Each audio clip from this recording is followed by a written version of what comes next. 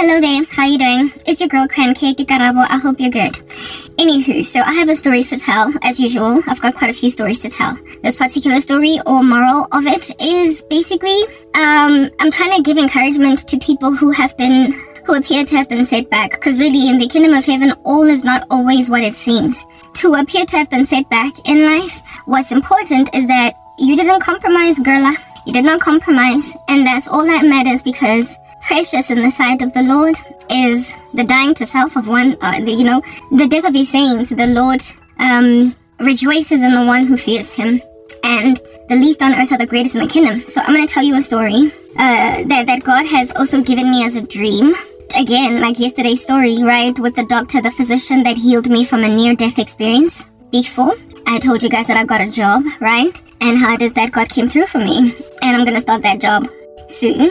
Yeah, but right now I'm still at home for the rest of this week. So, when I was about, I'm trying to give you guys a story to help you conquer and cope with derision and those who very potentially may want to spit on your toes because of what appears to be the fact that they have allegedly apparently conquered. At the end of the day, you're the one here that has the advantage of having not abandoned your morals, your virtue. You're the one that's held fast to Jesus. So when I was 20 like on the dot, okay? Yeah, I was a part of this like learnership program with Liberty Life. It had come into my hands, this learnership program, by the miracle of God. I was not yet born again, but God has had my back all my life, even before I got saved. I can totally see his fingerprints on everything, okay?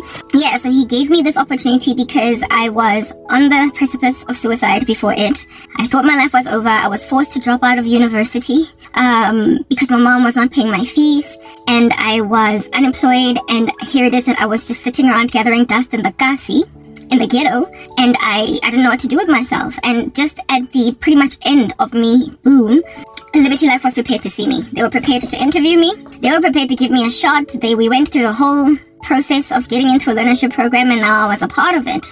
And when I was a part of this learnership program, this learnership program was a combination of it was on-the-job training, right? And then it was also like school. We would attend classes at the Boston City campus in downtown Joburg, right? Yeah. It was the component of the schooling that the story emanates from, all right? The part where it is that we used to attend classes. So for maybe like out of a 4-week month, we would attend classes maybe like 2 of those weeks, and then the other 2 weeks it was on-the-job training. So during the 2 weeks that we were in downtown Joburg, the on-the-job training was in Randburg, for me in particular, for our for the consultants, the broker consultancy.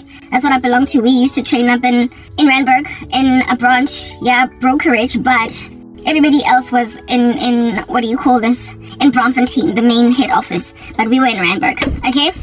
So however, the schooling side of it, we all of us as learners, right, as like interns, all of us were in downtown Joburg in this one building where it is that we got lectured. Okay, cool. So being there, I used to use taxis to go home, all that jazz. I was still 2 series walking, and one day I was in downtown Joburg. I don't know what I was doing. Like, I was just walking up and down downtown Joburg, because I definitely was not going to the taxis to go home. I think I was just forward, naked papa, just traveling, going to see Santa, whatever. I don't know what I was doing there, because I was definitely not on my way home. Okay, I'm walking there all by myself, right? I had a friend, a bestie, in this program, but I wasn't with her. I was just by myself. Anyway, whatever, I'm walking in downtown Joburg, and then approaches me is this like tall, like handsome dude. He was really, really cute, right?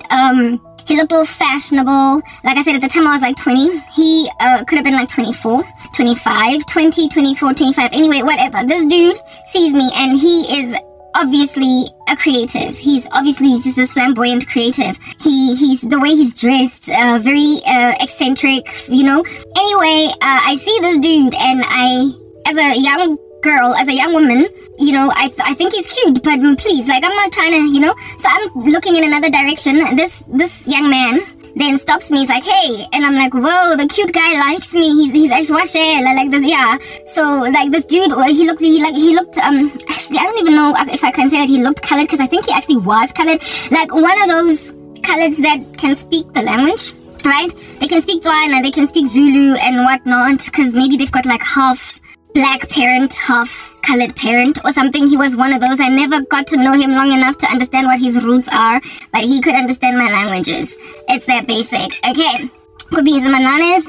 Hallelujah for coffee. Okay, so this young gentleman, this young, exceptionally handsome, eccentric, colorful, very, very creative looking gentleman. I'm single at the time, right? I don't have a boyfriend or whatever.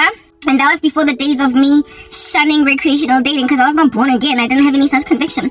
Yeah, so I'm thinking, whoa, this could be a boyfriend. So this dude asks me out. He shallows me there on the street, like on my way to Kind Center or whatever. He's like, hi, how's it? Whoa, you know, blah, blah, wada, wada. What's your name? What's your number? And I respond, and he says that his name is Philip. I can use the name that he had because it's really he's not a person that is in my life, so I'm not like, yeah, he'll never know. Just some Philip dude, right? Yeah, Philip. He's like, my name is Philip, blah blah blah. He was a colored dude, but like I said, he had black nuances. The reason why I say he was colored is because he also had a surname that was like not black. It's not like his surname was Shabalala or whatever. It's like his surname was like Stevenson's or Peterson or something. Like, yeah, let's say Peterson. His surname was like Peterson. Like, I'm Philip, but he didn't introduce himself to me as Philip Peterson when we were busy chatting. That's when he was like, so what's your surname? And I'm like, Hlongwane. And he's like, oh, mine is Peterson. Okay, cool. So this dude likes me. And initially I'm all excited. Like, what, right? Like, he's so cute. He's beautiful. He's good looking. He's tall. He was taller than me. I'm a tall girl. I was tall. I was already tall then. 1.75 meters tall. That's my natural height, okay? And this guy towered above me. In South Africa, we struggle with heighty men.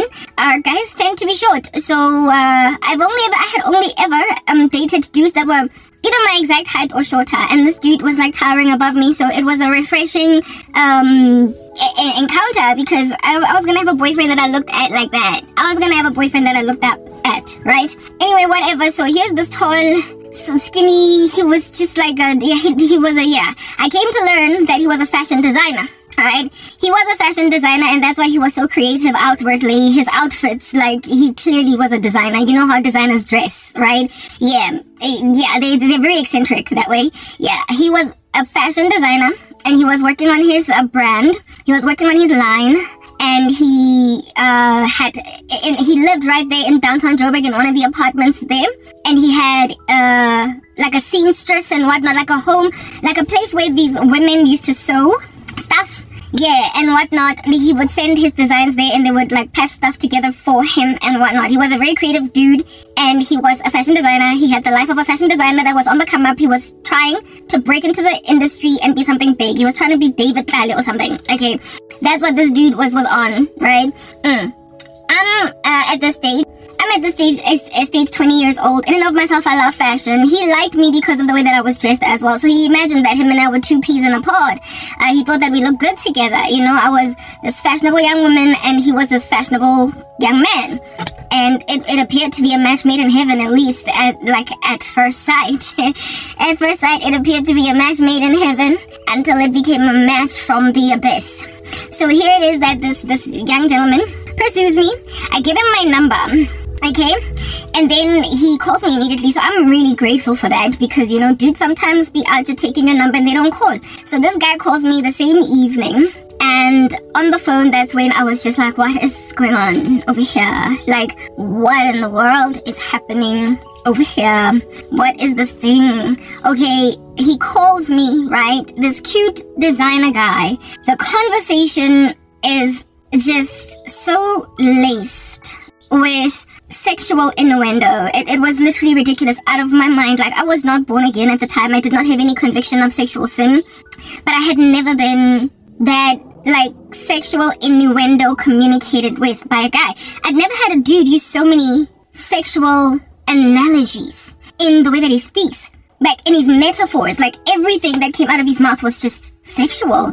And whoa, like, yeah, but when the Bible says that, you know, do not even mention you know, the things that people do in the darkness and the things that they speak are an abomination, right? So I won't even describe to you what this guy used to say, but his speech was full of sexual innuendo. Like lots of metaphors and analogies that are sexual, using food to describe body parts and what have you. Yeah, telling me about how he will invite me to a braai. That would be a barbecue if you're American.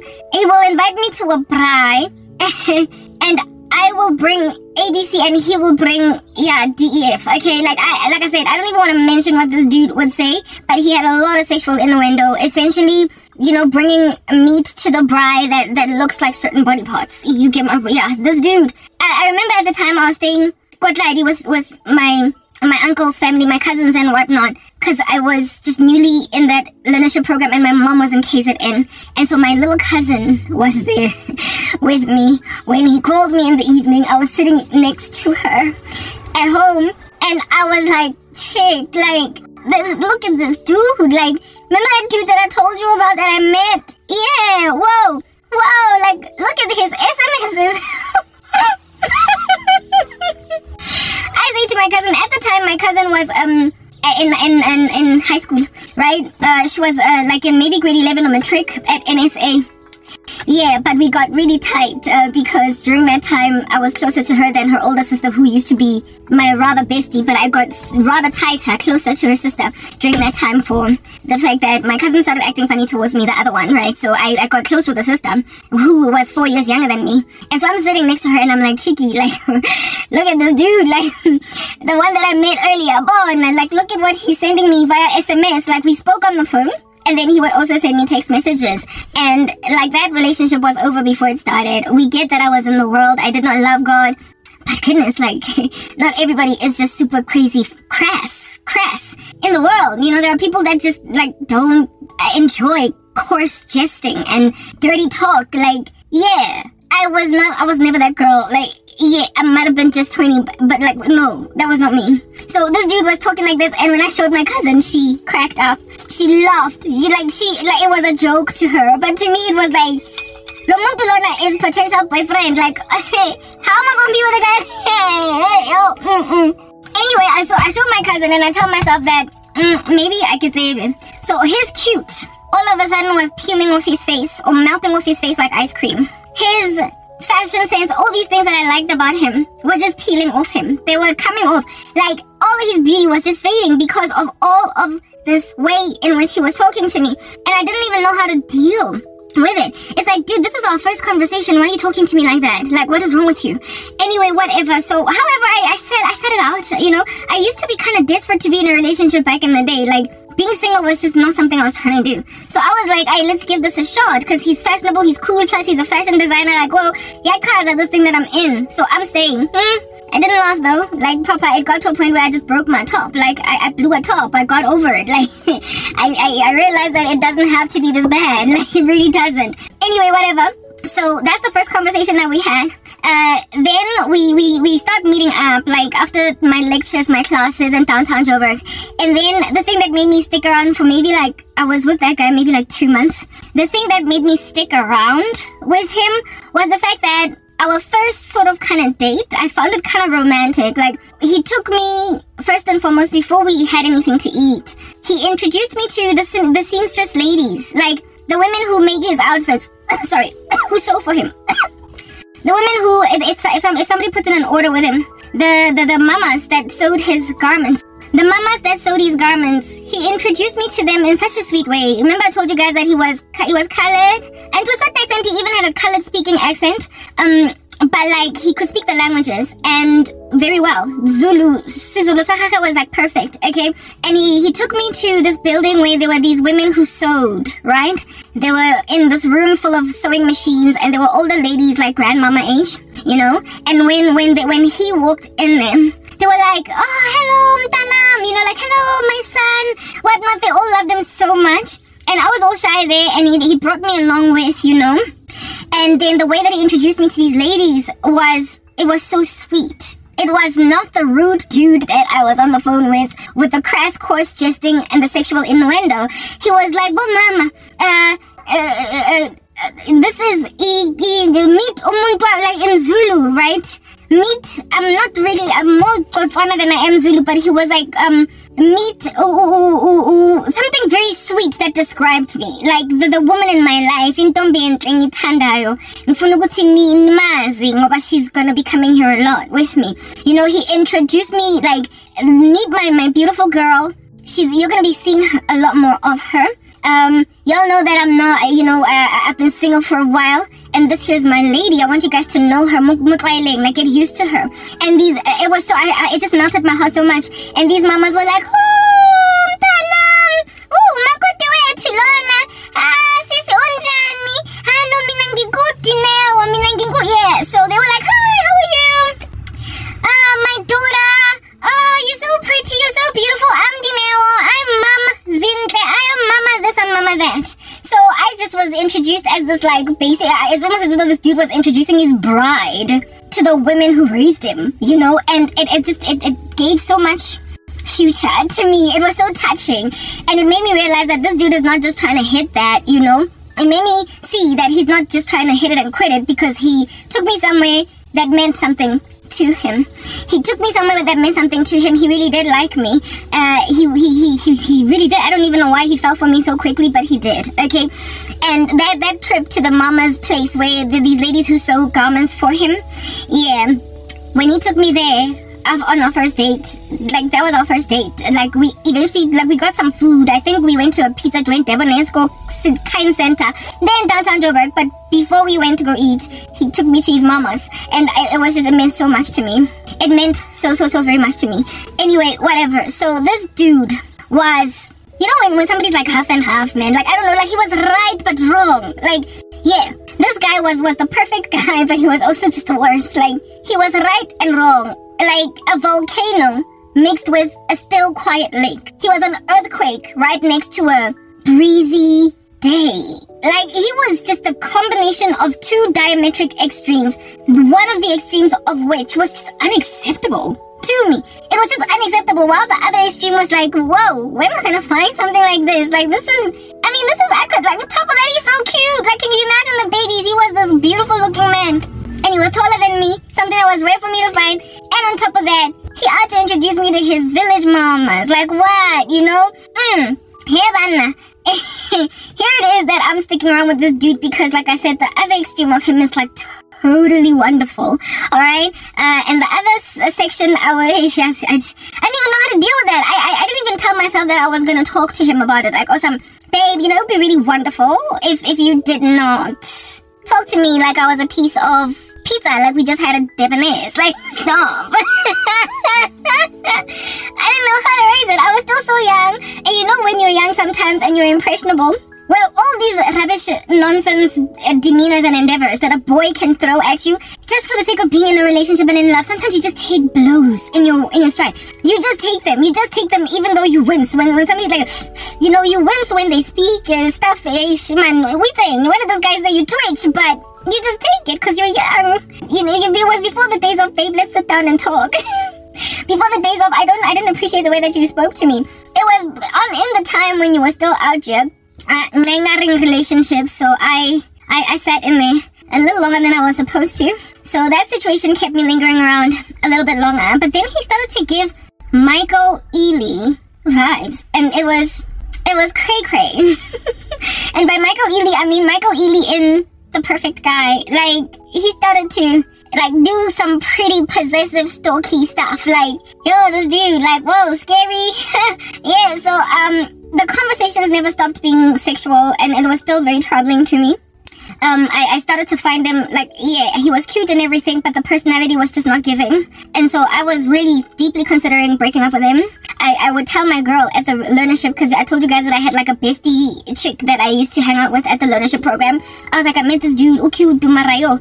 He's cute, but like, it's this and that. And again, she also had a very big sense of humor, just like my baby cousin. And they would just laugh, like, imagine these females be out there laughing at her sister, you know, trying to confide in them for some problems that she's got, you know. My girl's laughing at me. My girl's out here laughing at me. Quack, quack, quack, quack, quack, quack, quack. When I tell her, like, the details of what this dude would say, quack, quack, quack, and I'm like, Me, I don't have a therapist here, eh? I don't have a therapist couch. I don't have somebody that gets it and is like, girl, you're not giving me the right advice. You're just laughing. So my girl was laughing at me. My cousin was laughing at me. I had nowhere to run. I had nowhere to run. I had nowhere to go for good sound counsel as to what to do with my diametric boyfriend, who was on two extremes. On the one side, he's just this perfect dude. And then on the other side, he was like Michael Ealy in The Perfect Guy. I am not even lying to you. I had a Michael Ealy in my life when I was 20. And he was 24, 25. 24. You know how Sana Sana, the lead character actress lady from The Perfect Guy, indeed imagined that this dude was the best thing since sliced bread until very quickly into the whole soon. Like, we didn't take time. He just pulled stunts. He pulled stunts that was just so taxing, so voluminously taxing that a woman couldn't stay there. A lady couldn't stay. Yeah, but he was not at the extreme of Michael Ealy though, and I'm about to tell you how this whole thing fruitioned, how it unfolded, how it unraveled, right? So I was in a learnership program, right?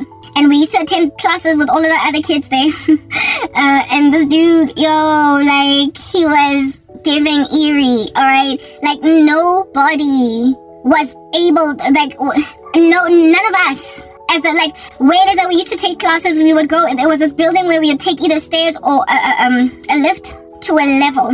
Stairs or a lift to a level, and then we'd be in class. There were no security guards or whatever at the beginning, right?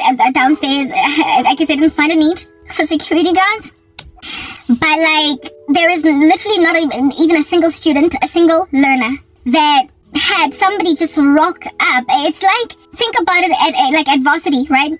Imagine the guy that you just started dating rocking up, slapping in the middle of an accounting lecture, and getting where it is that you take classes, and your lecturer is there in front, wrapping up. Your lecturer is wrapping up on some, okay guys, this is what you have to do for the assignment. And as he's wrapping up, this dude walks in to your class. Where it is that you are wrapping up, you did not invite him. You did not, you did not tell him where your classes are. You're in a building, you're in a big university that has got so many lectures going on at the same time. You are in a big university that, okay, I'm breathing because I needed to use the bathroom. I was kind of pressed to pee. Yeah, you're in this big, fat, chunky university with many classes happening at the same time. It's vast. Many lectures are happening at the same time. And your boyfriend knows that you attend, let's use Wits for instance. Your boyfriend knows that you attend Wits University. But he doesn't know what you do there. And well, maybe he does know he does know what degree you're doing. But he doesn't know your lecture schedule. He doesn't know whether or not you are even at classes today. All he knows is that you're a student at Wits and you're studying BCom accounting. He does not know the schedule. He does not know that in the mornings you go to accounting 1, and at 12 p.m. you go to corporate finance. At 1300 hours at 2 p.m. you have got a tutorial. Yeah, he does not know what you're doing. He does not know where you are at any given. He shouldn't anyway. No, he shouldn't know. This dude rocks. Yeah, so however, despite him not knowing your true schedule, but he just knows that what school you go to, right? Then rocking up in an environment that is hosting an official program, kids that are there in an official capacity, having paid fees, and this person hasn't signed in. This person, there was not enough security protocols in that environment, I will say, indeed, right? It was just kind of loose, right? It shouldn't have been that loose. There should have been a security guard at our lift or at the bottom at the door, that upon a person walking in, been like, what do you want? What is your interest here? Where are you going? Who are you trying to be a guest of? And these security guards would then also know that the kids that are studying, that are at classes, nobody's allowed to see them unless they come down. So if you have a meeting with one of the kids in the classes, you have to come down. The rules of that place was similar to what would be the rules at res, at university, right? A lodging residences for girls only. People, you can't just bring your boyfriend in. They have to sign in this protocol. Guys can't just stay there. there are rules. Like, a person, in order to make sure that there are no squatters, no people that just sitting there. You can't just let anybody in, because people can take the rule, like basically the whole establishment for granted. Do you understand what I'm saying? So if at all boys can't chill in the girls' res, there has to be eyes on the ground when boys are out just slipping into the girls' res, right? And they can't just stay there. It was an official environment for training kids in the learnership's curriculum, and we literally could not have visitors. We just could, like, nobody had ever had visitors, guys. No one had, like, I'd never seen anybody walk. Like, there was never a stranger on that floor. It was only the lecturers, and it was only the students, just us. This was like, this dude, when he rocked up, literally everybody turned their heads. It was so embarrassing. They were like, okay, there's a stranger here, like, Kimang Ole. Yeah, this dude, anyway. So he found my classes. This building had many floors, first and foremost. It was one of those buildings in downtown Joburg. It had floors, many floors. One of the floors was where it is that we were taking classes. I did not tell this guy what floor we're on. We were so in the infancy of this thing. And again, where it is that I attended, I only told him the building. I was like, I attend classes at this particular building in downtown Joburg. I didn't tell him the floor. I did not tell him the room number or the quarters number. I didn't give him more details than just the fact that this is where I attend. And even then, he didn't know if at all we were at Liberty Life on the job training in the offices, or if at all we are in class. He was basically just going out on a limb to test the system. Yo, guys. Anyway, yeah. So I'm in the lectures, right? We're finishing up the classes, and this dude rocks up. He sticks out like a sore thumb. I told you guys he was tall, this yellow bone colored dude, and he was very eccentric looking. He looked very clearly like a designer. Like you know how designers can dress sometimes. And already I was kind of uncomfortable and uneasy with him and the way that he was. I knew I had to break up with him. I told my girl about him. All she had done was laugh because the stories were to her funny. Okay, yeah. And when this dude rocked up, everybody, every girl and every boy, every man, woman, every student looked in his direction. We all looked, because never had we ever had anybody just waltz into that space that was not part of this program. Never. So we were wondering who he was, and the fact that Karabo. And the thing about it is, when he waltzed in, one of the students we were like exiting lectures, right, or classes. One of the students pointed at me because he asked them, "Do you know a Karabo Hlongwane?" And this chick looked back and she was like, there she is, back there. And that's when I looked at him, and at the top of my mind, all I was thinking was, da-na-na-na. I just felt so overwhelmed, so bombarded. And I said to my girl, because she was with me, I had a bestie that was always with me. I was like, that's him. She had never met him at that stage. I was like, that's him. That's Philip. That's the guy that I've been telling you about. And my friend was like, whoa, what is he doing here? My girl was like, whoa, what is he doing here? I was like, I don't know. Anyway, so I went to him. You know when you push someone out of an environment because you know that they're not supposed to be there? I went with him to the lift and everything downstairs, basically to exit that building. To cut by him out on some, hey, what's up? Well, how you doing? He's like, nah, I just wanted to come and see you. I was like, no appointment, dude. You know I got a phone. You could have called me. You could have texted me. You could have said, can we meet after your classes? You know? Or I'm done at 3 p.m. What time are you done for? Okay, sure. Like, he just came in the middle of the day. And my classes were not even done. We were just like on a break, like in the middle of exiting classes. So he came at I guess the opportune time, in the sense that I wasn't in lectures. But that dude, the way that he just waltzed it into an official room, an environment that frankly was demarcated for us only. He was trespassing. That's exactly what he was doing. He was trespassing. I found it so brazen, and I also found it so intrusive. He was just everywhere. He started to be like a tick fly, like he started to tosa me, this dude. So here it is that he's there, and I'm like, yeah, like I said, he could have scheduled a meeting with me. He could have said, can we meet after your classes? The way that you would as a boyfriend. Like, Papa, I've never had a boyfriend do that. If you're gonna surprise me at work, wait outside in the building. Like, wait outside by the boom gates or at reception. But don't come up to the offices and be like, hello, baby.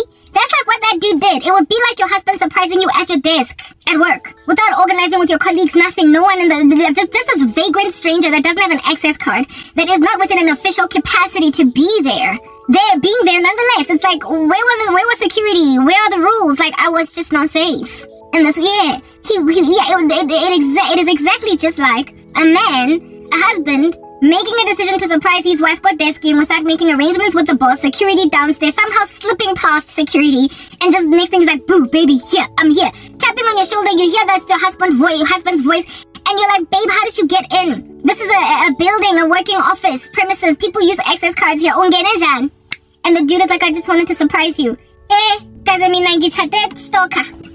King, it's a stalker. So there it is, that this dude is in that official environment, making me very antsy and uncomfortable. I send him downstairs gently, and I don't even raise it, because, you know, I'm all impressionable, and I'm also scared to offend type thing. I just send him outside on some, okay, bye. Thanks, you know, for coming through to see me, and whatnot. And he's all like, he hugs me, you know, yeah, at that stage, I think we already kissed or whatever because he was my boyfriend. Yeah, officially at this stage. I was starting to be very, very uneasy with him, uncomfortable, even low-key scared, but not too scared. He had never shown any violent streak, but he had started to show stalkery, creepy streak. He was like Michael Ealy, and a perfect guy, a dude that you think is great, and the next thing, something of him just is unhinged, clearly, and and you just get like worried now. You know, about how in the world this is gonna go. So I get to a point where I'm like, now, I gotta break up with this guy. One day, we go to, yeah, I then eventually get to a point where I'm like, yes, I wanna break up with this dude, right? But this dude was, like, I remember I told you that my cousin used to attend a National School of the Arts. She would, of course, take taxis at Bri to go home, bloody Soweto. One time, my cousin, like, this guy was just, he was so all over the show.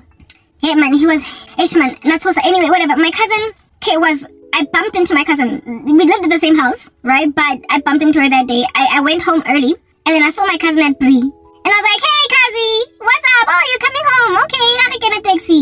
And I was with this guy, I think he walked me to Bri, right? We were walking back home.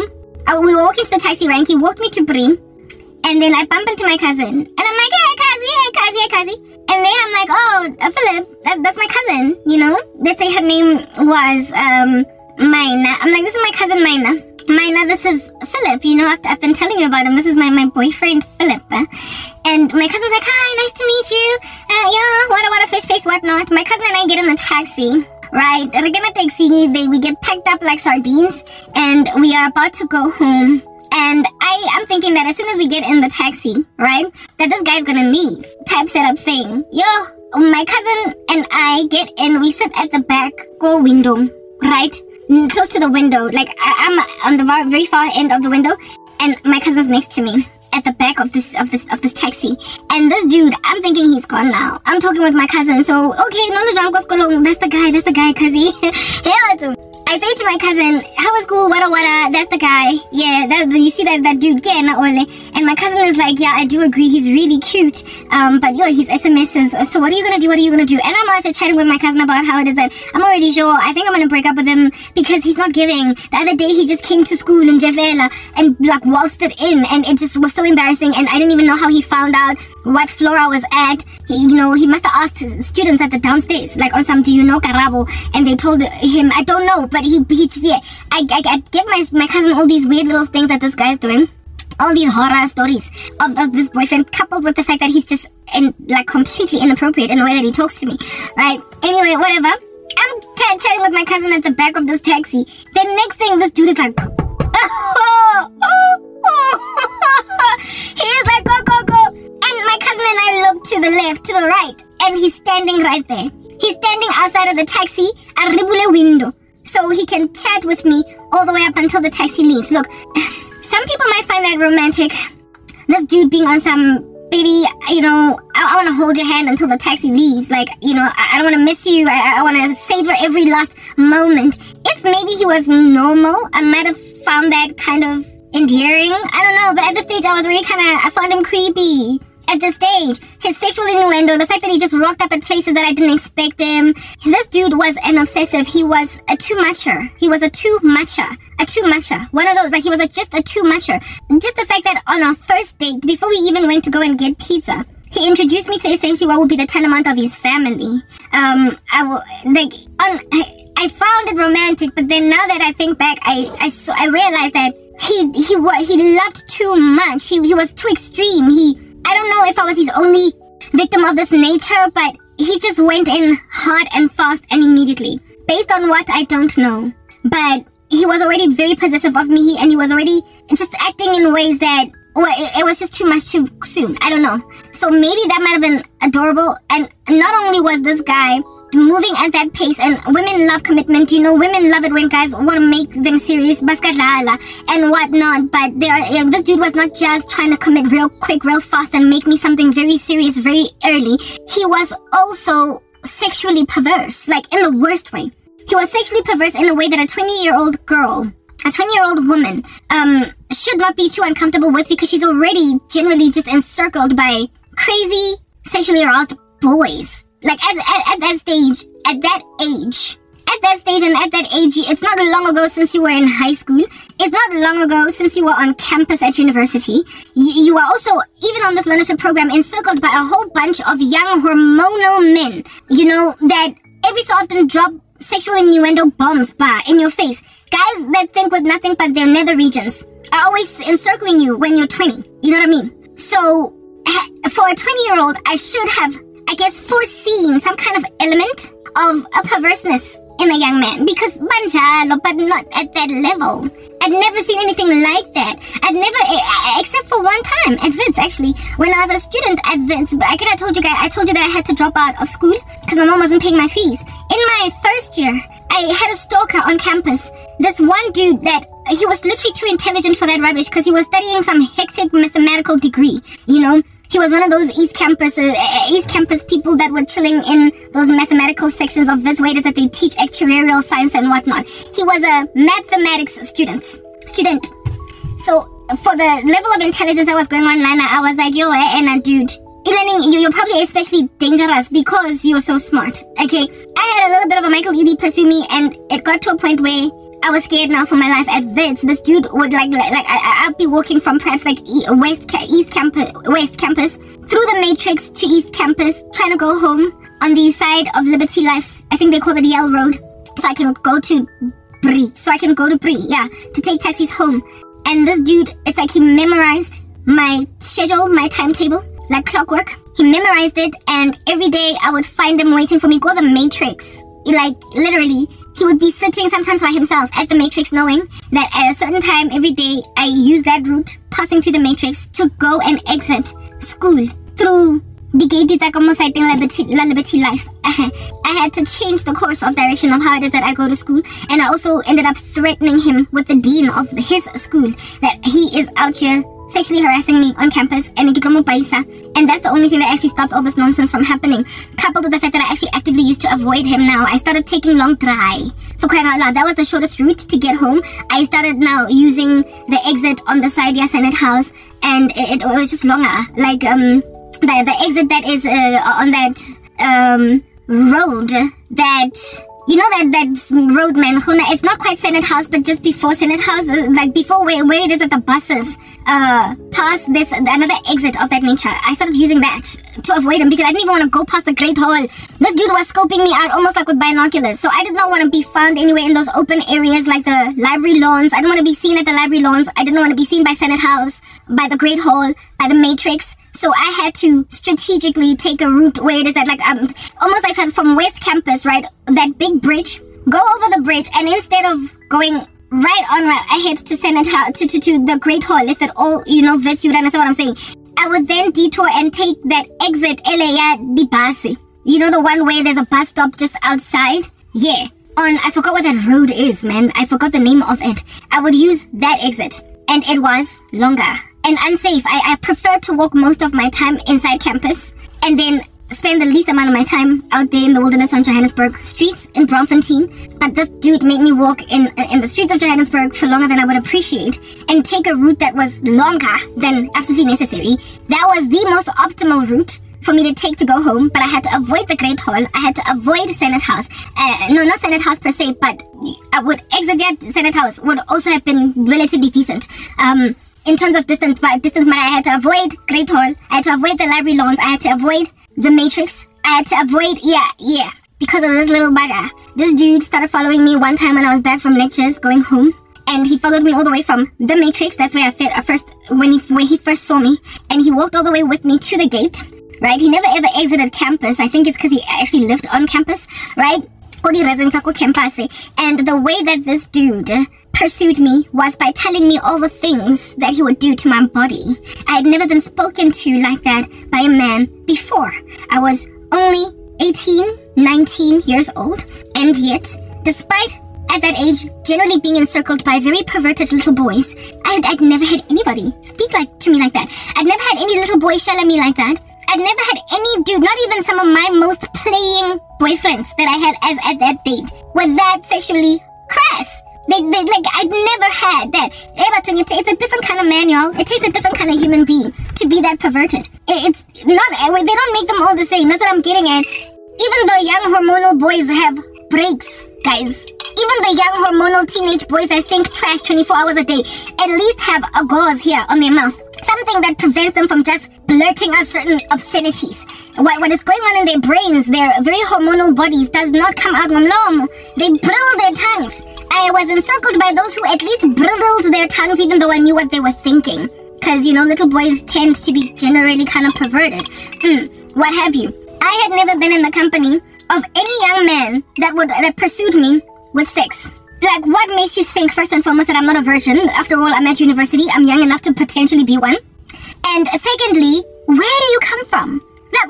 What Plazi town do you hail from where it is that it's appropriate to speak like that to girls? Where has it ever worked? For me, the confusing thing was, where has it ever worked? Are there any women that you have ever pursued on campus, outside of campus, in your high school where you come from, your village, Lau Pumakon? Because I think it was one of those not from Johannesburg dudes. When I was from Pumalanga or something, I was like, dude, are you going to tell me that Abantu Basema Plazini, there are women in the plazis where you come from that responds to that kind of Shellington? You probably got a B or an A on higher grade maths to be doing the degree that you're doing. So you're really smart. How in the world under heaven somebody that smart go now recognize when it's not okay to speak like that to women? Don't nobody want to be described to what happens on a porn set, however, with you being the leading lady in that particular pornographic show. Don't no woman want to be shell-eyed like that, because when you get shell-eyed like that on campus, you're thinking rape. You're thoroughly thinking this thing is going to result in the inappropriate manhandling of my person. This fraternizationing rubbish that this dude is doing is not going to end well, right? Men who are like that with women, doesn't work. I'm confused. Men, these perverted dudes, thank God, but those who do exist out there, when has asking a woman out by explaining all of the stuff you will do to her in the bedroom ever worked? I could say that maybe he was raised in a brothel. I don't know. But largely chicks are turned off by that. They want to be wined and dined. They want to be lied to, essentially. Even if a dude is out there just trying to hit that, a woman wants to be lied to that the guy is trying to love her and take her home to mama and buy her flowers and open doors and buy her cake and flowers on her birthday. A woman wants to hear that, even though the ultimate end goal of this dude is one and one only, is to ultimately bed her, but she ain't trying to hear that. So guys, mashallah, got that off the bat. It's Michael Ealy, the perfect guy. Psychopath. Cray-cray. Totally cray-cray. That's a man that's sick, and that's a man that's never been taught how to deal with women. Maybe he's only ever grown up among other brutish men with their lofty ideas about what to do to women. Maybe he was in a boarding school, I don't know. And so as a result of him being then in boarding school with other boys and never having the company of women and speaking with other boys, their wildest fantasies about what they want to do with girls, communicating his wildest fantasies about what they want to do with girls, that then made him think that after matriculating and getting out of boarding school, he can then just speak to girls like that, because he's only ever been in a man cave. I don't know. But I had never in my life experienced that level of perversity from a guy. I was encircled by young boys that were thinking it, but they definitely never said it. They had self-control. This dude literally went into extreme detail every single time he would find me. Every single day that I would find him chilling at the Matrix, and then he would walk with me insisting, okay? Me telling him, leave me alone, you're scaring me, you're freaking me out, did not work. And he would explain to me that, come on, give me a chance, because this is what I'm going to do to you. This is what I'm going to make you experience. This dude, he went into pornographic detail as to what he's going to do to me. And it got to a point where I told him one day, look, dude, because my daughter, I would avoid him, but sometimes he would find me anyway. Despite me running away from him and taking a long route, I eventually told him, I'm going to report you to the school. I'm going to report you to the School of Computational and Financial Mathematics. I'm going to report you to the dean, and you're going to get sent back home to Mpumalanga, dude. They're going to give you a strike or something. I don't know what they're going to do in the university, but this is unacceptable, and I'm pretty certain they'll listen to me.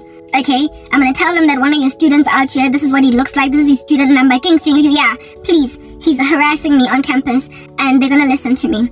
Right? It was when I told him that I'm going to report him to the school that he finally let me alone. He left me, but that was the first and last as at that date. That was the first and last dude that ever pursued me like that. And going forward, nothing like that ever happened again. Going back, nothing like that had ever happened until this guy. But the sad and disquieting thing about this guy now that I was with, this Philip guy, is that I was with him. It's like I was dating the menace from Wits, but like in a different body. The guy, like, this dude, the only difference between him and the menace at Wits, like the menace at Wits, right? He liked me and started shell-outing me. But because I was not attracted to him, I rejected him off the bat. I rejected the menace at Wits off the bat. Perhaps that's the difference, because this Philip guy, I was at first sight attracted to him. But then his character was very similar to the one of the menace at Wits. And it made me so crazy uneasy. Like I said, this dude at Wits, he had too muchness in him. He had a lot of too muchness, and not at Wits, the at Wits too, but that one was already like a psychopath from the very get-go. However, Philip was one that I accommodated initially, like Michael Ealy. He had a too muchness about him that made me very uncomfortable, coupled with the fact that he was exceptionally sexually perverse in the way that he used to talk to me. And really and truly, the thing that turned me off, even his romantic gestures, was the sexual perversity.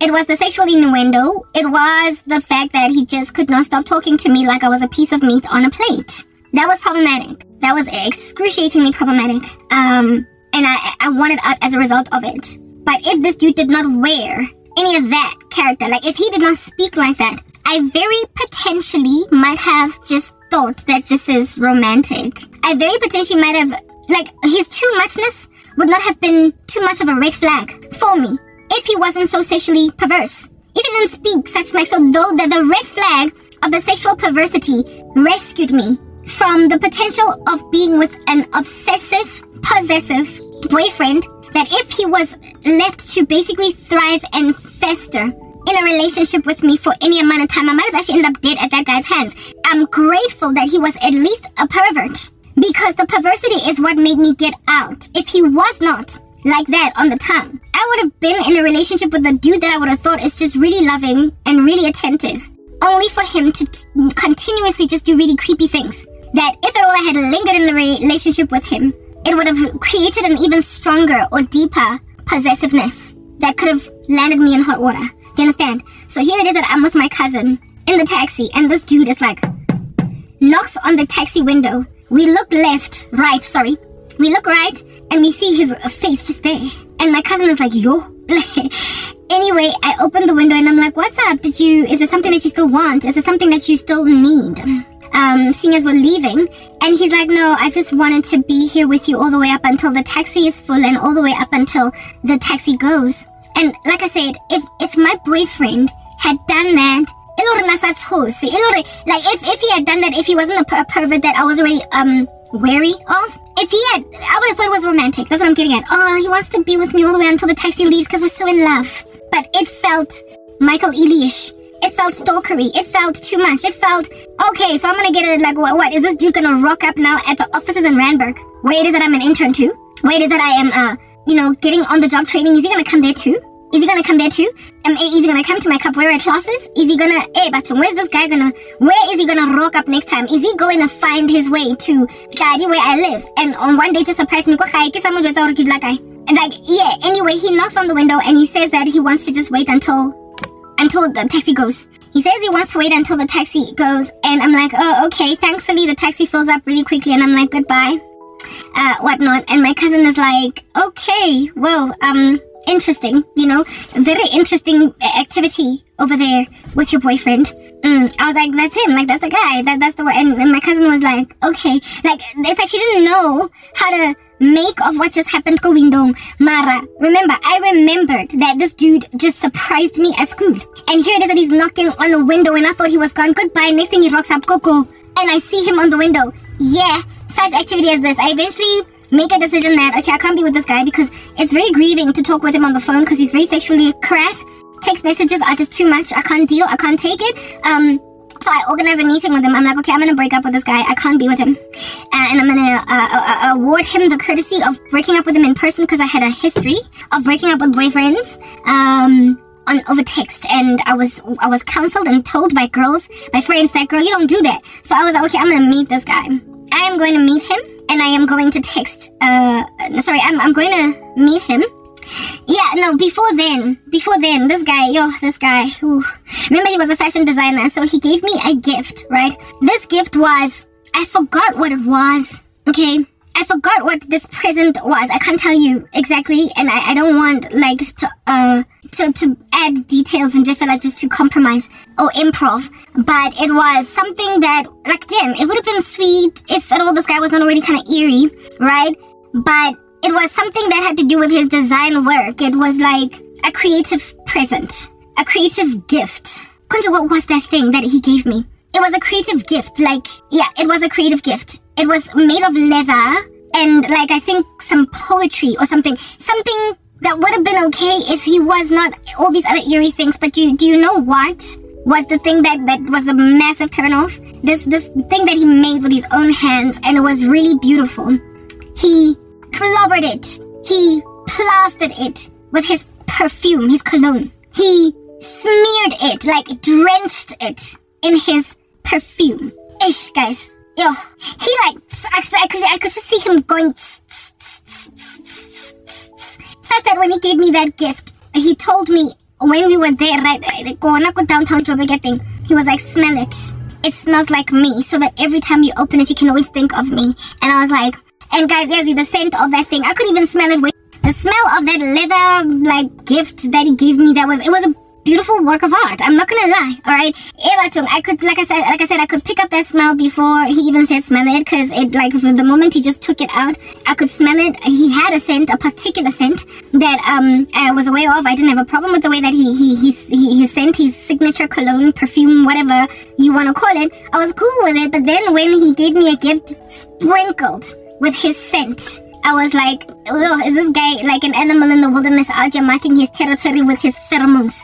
And this dude had so many weird things that he was doing, like so many weird things. And the scent, I can still smell this to this day when I tell you the story. The scent of that thing, if I tell you, it was so poignant that where it is that I put the gift in the room where I used to sleep at night, it literally filled up the whole room. It filled up the whole room. Like, you could go to the kitchen, and when you came back into the room, smelled of him. I was like, but the room where I sleep, my boyfriend, and I don't sleep here alone. I sleep with one of my cousins. So we're gonna have to now inhale the scent of my boyfriend's perfume. Yeah, my cousin didn't have a problem with it. I was no longer that tight with her, so she did not ask, what's that scent in the room? There was something that smelled like a man's cologne. She didn't care. She didn't know what it was. It's not like he smelled bad, but it did fill up the whole room, and it made me sick because I knew what that was. And when I showed my little cousin, because that's the one with whom I was confiding in with this issue, when I showed my little cousin, I didn't sleep in the same room as my little cousin. I slept in the same room as her older sister. When I showed my little cousin this thing, she also was like, whew, girl, I don't know, like, that's your man. Like, he gave you a gift that smells like him. I've been with my boyfriend for a couple of years, and I ain't never gotten a gift from him that smells like him. But, you know, hey, you decide what you want to do. Like, what's going on over? Like, you're clearly disquieted by this guy, so the decision is yours. And that's when I was like, I'm gonna leave him.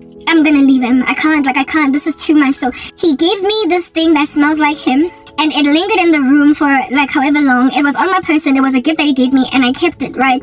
Whatever. And I kept on smelling it, and while if at all I was in love with this guy and he was normal, I'd maybe be like, this is the scent of my man. But at this stage I was already kind of feeling some kind of way about this guy, so it was not a good scent. It was not a good like thing to, yeah, whatever. Now fast forward, this happened early on, like early, even before he rocked up in my classes, at my lectures and whatnot. So all these events unfold, and then I make a decision finally that, okay, I'm gonna leave him. Alright, I'm gonna leave him. I can't. This is not gonna work. I don't want to be told that I'm gonna go to a braai and bring this, and he's gonna bring this kind of meat, and it's gonna be like us fornicating. I'm not doing this anymore, okay?